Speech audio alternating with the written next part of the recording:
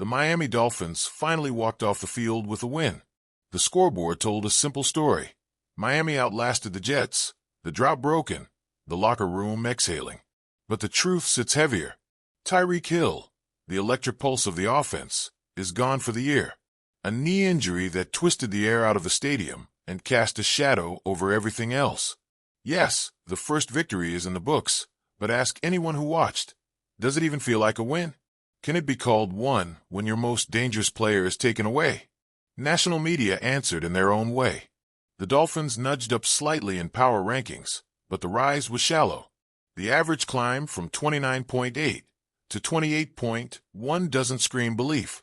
It reads like pity, a reluctant nod that Miami isn't the absolute bottom, but still nowhere near respect. This is how the league sees them. This is the perception they're fighting, week after week. Sports Illustrated gave them 29th. A two-spot improvement, but at this level, 2 spots doesn't change much. What stood out in their note wasn't even about Miami's fight on the field, but Darren Waller. His story of resilience, his return, his impact in fantasy leagues. That was the hook. The Dolphins themselves became background noise to one man's comeback.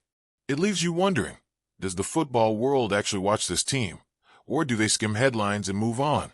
The question stings, because the Dolphins aren't just losing respect nationally. They're almost being erased from relevance altogether.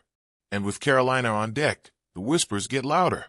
If Miami beats a struggling Panthers team, does anyone even care? Or will the response be, well, it was just Carolina? Pro Football Talk wasn't kinder. They put Miami at 30, up 2 spots, but still framed by one phrase. Tyreek Hill's injury overshadowed everything. Even Darren Waller's solid debut couldn't escape the gravity of that loss. A reminder that this roster is seen as fragile, too dependent on one player. The tone wasn't excitement, it was mourning. And that's the theme. Instead of talking about Miami's win, national outlets are holding a funeral for their season. CBS Sports at least acknowledged that the win over the Jets had flashes of improvement. The team looked sharper, more composed. But that acknowledgement collapsed under the weight of the news that Tyreek Hill is gone for the season. It felt less like a celebration and more like a cruel trade. A win today for a cost that will haunt the months ahead. Every touchdown, every snap from here on out will be measured against the absence of Hill. The truth is harsh. Without him, the offense loses its identity. And CBS wasn't afraid to point at that wound. NFL.com's version painted the picture of a team whose joy was cut in half. The phrase "cast a pall" said it all. Hill's injury sucked the energy out of Miami's victory. And yet, there was resilience in the details. The drive right after Hill left the game turned into points. Then another. It was as if the team refused to fold, at least for that night. Justin Fields gave them one of those plays that stick, a scrambling touchdown that pulled fans to their feet. But beyond that moment, it was defense that took control. The defensive front found ways to make New York's quarterback uncomfortable. Darren Waller, fresh from nearly 2 years away, gave flashes of what he could be. 2 touchdowns, a recovered onside kick, a sign that maybe not all hope is lost. Still, the summary lingered on the injury. The reminder was clear. Joy can be temporary, and Miami's joy is fragile. The Ringer, more ruthless than most, bumped Miami to 24, but framed it like a warning. They said out loud what fans whisper in frustration. Maybe it's time to trade. Maybe it's time to admit the ceiling is gone and start thinking about the future. The suggestion of moving Jalen Phillips or Bradley Chubb for draft picks cut deep. That's the sound of doubt. That's the national media poking at Miami's identity, questioning whether this season even matters anymore. But their test is clear. Carolina, Cleveland, Atlanta.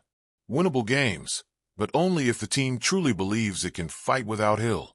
If they stumble, the Ringer's prophecy gains weight.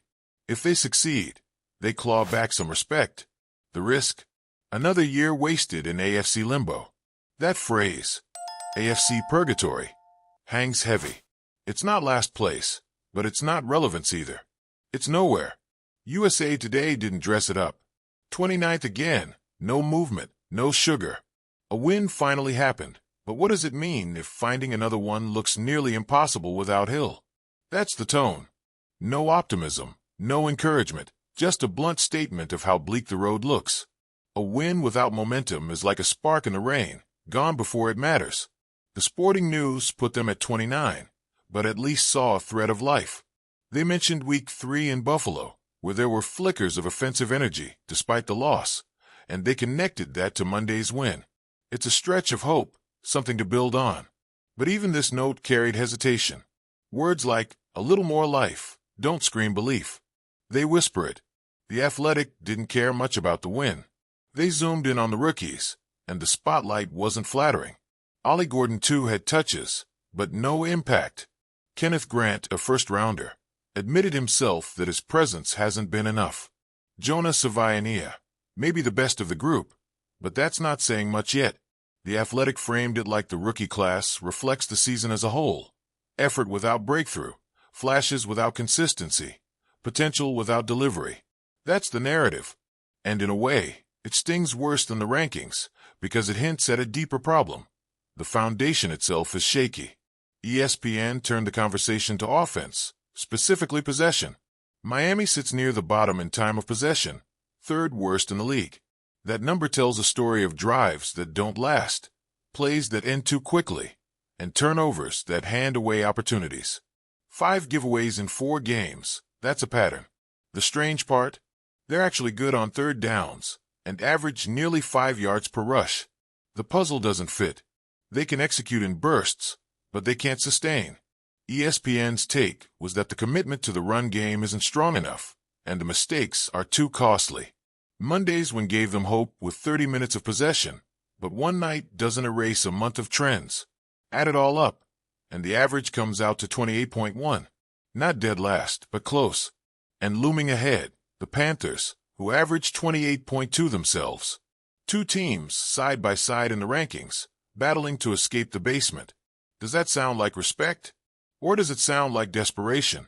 The Dolphins' story right now is contradiction. They won, but they lost their star. They moved up, but barely. They showed resilience, but the respect hasn't followed. Darren Waller gave a glimpse of possibility, but can he shoulder what he'll left behind? The defense looks sharper, but can it carry a team week after week? Every answer seems half-complete. Every step forward feels tied to a rope pulling them back. And this is where the doubt creeps in. Do the Dolphins actually believe they can fight through this? Does the locker room hold conviction? Or do the whispers of trades and rebuilds seep into their heads? National media clearly doubts. Fans can feel the weight of that doubt. But football is cruel. It doesn't wait for sympathy. Carolina is waiting, and they don't care about Miami's pain. The Dolphins' locker room after the win wasn't filled with celebration. It was uneasy. Players hugged Tyreek Hill as he limped off. The victory didn't feel complete. How could it? The one player who forces defenses to panic is gone. Without him, who stretches the field? Who makes safeties hesitate? Who changes the way opponents line up before the snap? That question now hovers over every practice, every film session, every meeting. Justin Fields showed flashes, but flashes don't erase doubts. Can he manage a game without Hill pulling defenders away from him? Can he keep drives alive when every pass is contested and every throw feels tighter? It's not enough to scramble for one dazzling touchdown. Consistency matters. The media doesn't see him as steady. They see him as volatile.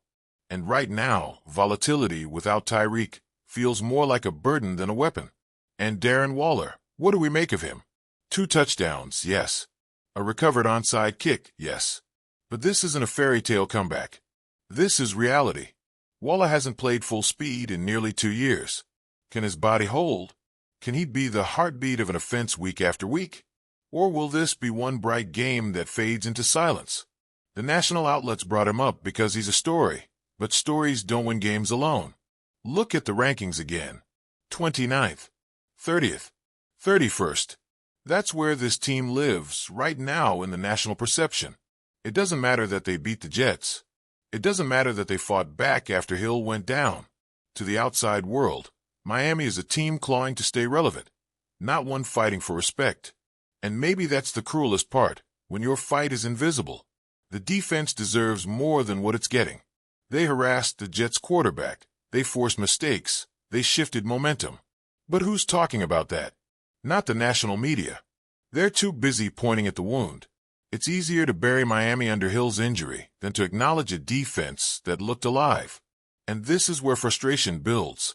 How many times can a defense hold before it cracks from lack of recognition?